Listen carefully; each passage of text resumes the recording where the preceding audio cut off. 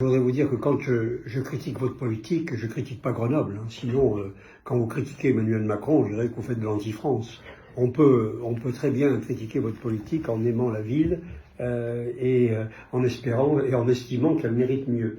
Alors, il y a une délibération ici qui vise à amplifier les transformations. Vous savez, c'est pour une vie urbaine transformée. Et vous réussissez un exercice tout à fait magistral, comme d'habitude, 25 pages de délibération, avec des intentions multiples, mais comme il vient d'être rappelé par plusieurs interlocuteurs, avec souvent les effets inverses de ce que vous affichez. Par exemple, la ville plus respirable, préparer les vagues de chaleur intense. Vous l'avez évoqué tout à l'heure, il paraît que la politique c'est prévoir, mais enfin, quand on voit que pour préparer les vagues de chaleur intense, vous accélérez l'urbanisation, je pense qu'il n'y a pas de logique à ça. Brigitte Boer a rappelé les chiffres alarmants du CNRS et de Météo France, indiquant que Grenoble, hors Paris, est la première ville de France pour les îlots de chaleur. Je ne vois pas comment on peut continuer à vouloir densifier massivement la ville et lutter contre les îlots de chaleur. Là, je ne comprends pas, c'est pas possible. Hein, Grenoble est aussi une ville de France qui a le plus faible nombre de mètres carrés d'espace vert par habitant. 14,6 mètres carrés en 2014, contre 31 mètres carrés en moyenne dans les 50 plus grandes villes de France. Et c'est pas une fake, hein, c'est tiré de votre revue municipale, ces chiffres. Et donc, ils correspondent à la réalité de 2014.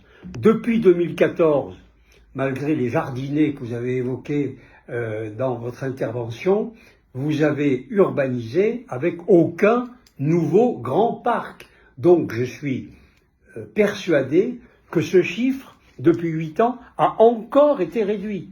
Il y a aujourd'hui, en 2022, moins d'espace vert par habitant à Grenoble qu'il n'y en avait en 2014 à votre arrivée, qui était déjà très faible. Un seul exemple, Presqu'île, entre à peu près 4000 logements, 10 000 Aubasses, 15 000 habitants, un parc de 10 000 mètres carrés. Ça fait 1 mètre carré par habitant. Voilà, la réalité elle est là, ce que vous êtes en train de faire, ce que vous construisez. Alors, quartier Chaurier-Beria, j'ai été invité par les habitants rue Max Dormois, densification massive dans la continuité de l'opération qui avait été décidée par Michel Destaux, que vous aviez d'ailleurs dit réviser, que vous n'avez pas révisé. Quartier Jean Massé, on va urbaniser une partie du parc Tars. Je crois qu'il faut quand même venir dans une ville écolo pour qu'on urbanise un parc. Ça, j'avoue que c'est une particularité. Quartier Beauvert, on l'a dit, le dernier espace de respiration, vous voulez construire. Presqu'île, je l'ai dit. Cours de la Libération, vous avez décidé dans le plan local d'urbanisme de supprimer tous les jardins privés existants tout le long de l'avenue. Depuis Foch jusqu'à Échirolles, les immeubles de 7 à 8 étages vont remplacer les jardins privés existants, avec des espaces assez importants qui existent encore. D'ailleurs, il y a un exemple, c'est l'îlot Galtier qui avait à côté un certain nombre de jardins, et des arbres, tout a été rasé. Quartier Flaubert, 2000 logements nouveaux. Il y a le parc existant, le parc Boyau-Flaubert existant. Vous dites que vous allez ensuite élargir, enfin transformer la rue Flaubert en parc, mais en fait, en réalité, pour 2000 logements nouveaux, il n'y a pas de parc nouveau. Or, l'îlot de chaleur, je rappelle sa définition, c'est la contribution de l'urbanisation à l'élévation de la température.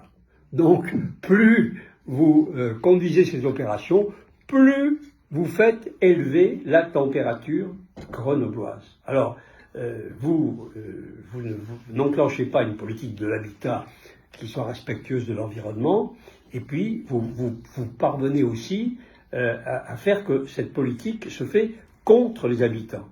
Depuis les années 70, et l'urbanisme dit utopique, que Éric Piolle a revendiqué tout à l'heure, le nombre de demandeurs de logement ne varie pas. 13 000, 14 000, 15 000, 17 000, toujours les mêmes chiffres, le même nombre de demandeurs de logement. Quand on conduit une politique pendant autant de temps, qu'elle est sans effet, on se pose des questions. On se dit, est-ce que c'est celle qui convient? Est-ce que c'est celle qui satisfait la demande qu'on prétend satisfaire? D'autant que dans ces demandeurs, il y a 7000 habitants des logements sociaux qui veulent en partir. Pourquoi? C'est le chiffre qui a été donné à la métropole et que vous n'avez pas contesté. Et qui veulent partir. Parce qu'ils ne sont pas satisfaits de leur logement pour de multiples raisons. Parce que les quartiers qu'on leur construit ne correspondent pas à ce qu'ils souhaitent. Et puis, ça a été évoqué, il y a des centaines de logements sociaux qui ne trouvent pas preneurs parce que les demandeurs les refusent. Donc, alors que vous conduisez cette politique, et là je dis à M. Béron-Pérez, je le dis, c'est pas du tout personnel, mais le parti auquel vous appartenez est depuis 27 ans dans l'exécutif de la métropole. Votre co-rapporteur est aussi depuis 27 ans, moins 6 ans, puisqu'il y a 6 ans pendant lesquels Michel Destot n'a pas voulu des Verts, mais autrement 27 ans moins 6 ans, ils sont à la tête de l'urbanisme, du logement. Donc ça fait 25 à 27 ans que vous conduisez une politique de densification et de logement social qui n'obtient aucun résultat tangible. Et au contraire, suscite des mécontentements de la part des habitants, c'est incontestable, et ne satisfait pas les demandeurs de logement. Et vos ambitions en matière, par exemple, d'accession sociale à la propriété sont en dessous de tout. Je rappelle que vous avez délibéré pour qu'il n'y ait que seulement 30 logements par an, c'est ça, sociaux, dans toute la métropole, qui soient vendus à des habitants de logements sociaux. C'est-à-dire que vous refusez l'accession sociale à la propriété de ceux qui habitent les HLM, qui est au contraire une condition de rééquilibrer les quartiers pour qu'ils redeviennent habitables par les demandeurs de logement. C'est donc vraiment une politique avec laquelle nous ne sommes pas vraiment fondamentalement en désaccord, et on le voit, y compris dans les écoquartiers, qui est une appellation qui n'a rien à voir avec l'écoquartier, bien sûr, mais type Flaubert, où on voit que tous les acquéreurs sont pratiquement des acquéreurs de la loi Pinel, c'est-à-dire qu'il n'y aura pas de véritables habitants, c'est de la location qui va être faite par les privés, il y a 50% de logements sociaux, un peu plus, et donc on continue à créer des villes neuves, c'est-à-dire des endroits où les propriétaires acquéreurs vont voir leurs biens, la valeur de leurs biens se réduire, et vont être spoliés. Incontestablement, la classe moyenne va être spoliée, et cela c'est vraiment quelque chose de condamnable, parce que ces personnes qui acquièrent un bien et qui sont indépendants justement, qui veulent être indépendants, ne pas être aidés par l'État, avec la force de leur travail, qui veulent pouvoir transmettre à leurs enfants pour qu'ils vivent un peu mieux qu'eux un bien, tous ces propriétaires modestes sont spoliés, et cela me paraît être le résultat de votre politique. Alors moi, ce qui m'intéresse après 27 ans de cette politique, c'est pourquoi ne dressez-vous pas un bilan de vos résultats? Par exemple, grâce à cette politique de l'urbanisme, à ce logement social, combien de personnes sont sorties de la pauvreté en 27 ans, quartier par quartier? Combien sont passés du logement social à la copropriété? Combien de personnes ont utilisé le logement social comme un sas vers une promotion sociale personnelle? Quel bilan des constructions par rapport au nombre de demandeurs? Pourquoi ce nombre ne baisse-t-il pas? Est-ce que si nous, par exemple, on bétonnait toute la ville, on supprime les parcs et jardins, par Paul Mistral, Bachelard, on construit partout, est-ce qu'on ferait baisser le nombre de demandeurs de logement?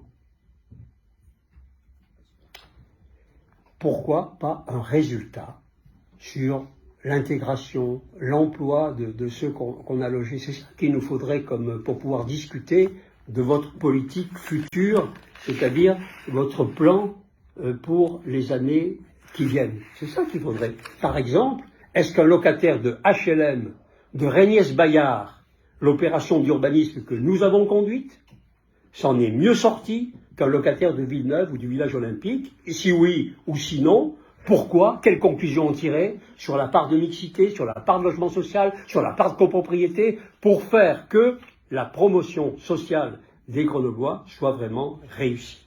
Et je crois, par exemple, les quartiers de celui que vous qualifiez le père de la politique de la ville, qui a été maire de Grenoble, effectivement, Hubert Dubedou, que vous bénissez, Villeneuve, l'Alma, Lys Rouge, sont autant en difficulté. Est-ce à dire qu'il y a ou pas un problème? Donc, pour moi, la délibération cadre, n'établissant pas de bilan de résultats après 27 ans de politique d'urbanisme et de logement, en quelque sorte, poursuit et aggrave ce qui a échoué. Et je voudrais dire que vous créez, en ce moment, avec Flaubert, avec la presqu'île, etc., vous créez les futurs quartiers politiques de la ville. Vous allez les multiplier. Une grande partie de la ville va être quartier politique de la ville, avec ce que vous êtes en train de construire. Je ne peux pas croire, je fais confiance, je crois à la sincérité de l'expression de chacun, mais je ne peux pas croire que ce soit, comme vous dites, pour accomplir un devoir inconditionnel d'hospitalité, comme il est écrit dans la délibération.